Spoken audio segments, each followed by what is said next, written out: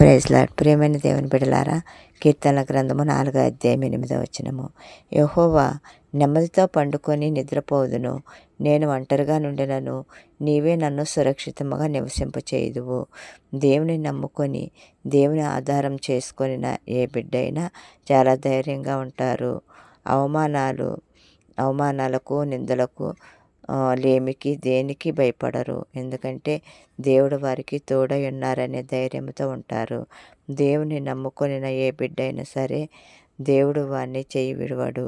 వారి జీవితాల్లో ఏది జరిగినా సమస్తం మేలు కోసమే దేవుడు జరిగిస్తారు. ఒంటరిగా ఉన్నాను అని భయపడన అవసరం లేదు. కీర్తనల గ్రంథంలో 23వ అధ్యాయము 4వ వచనము. నీవు నాకు తోడైందువు, నీ దుడ్డు కర్రయు నీ దండమును నన్ను ఆదరించును. దేవుడు నీకు తోడై ఉన్నప్పుడు ఏ అపాయము, ఏ అనారోగ్యము,